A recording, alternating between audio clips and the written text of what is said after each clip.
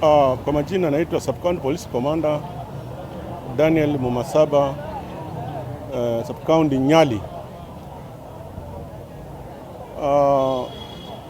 Tulikuwa na information kutoka kwa members of the public kwamba kuna gang of armed robbers ambao they have been terrorizing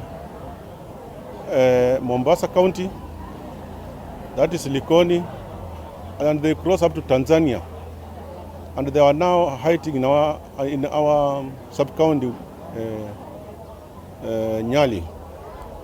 So we had to move with the speed na pole tukaonyesha nyumba yao. Wakati tumeonyesha nyumba yao, walikuwa pia kwa mission tu ya kufanya uhalifu, sababu ile time tulikuja askari walikuja kutuficha hapa, they were moving out, walikuwa na pikipiki. Haya, wakati askari wamewaambia wasarende, wakiwa wanatoka kwa nyumba, they rushed back. 5 of them wanakaa nyumba moja. Katika hiyo nyumba hawana kitanda, wanalala chini wote. Walianza kupikia askari risasi.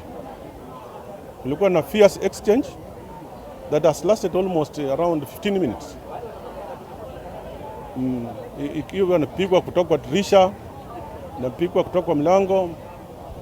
Basi askari walifanikiwa kuweza kuwapika watano wote, and they were fatally injured.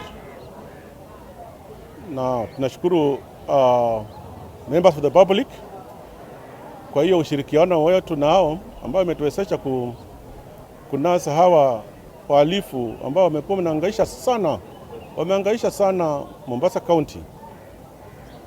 Kila kijao utasikia wamenyang'anya, wamepika mtu risasi. Sasa bunduki ya AK-47 wamepatikana nayo na marisasi kadhaa.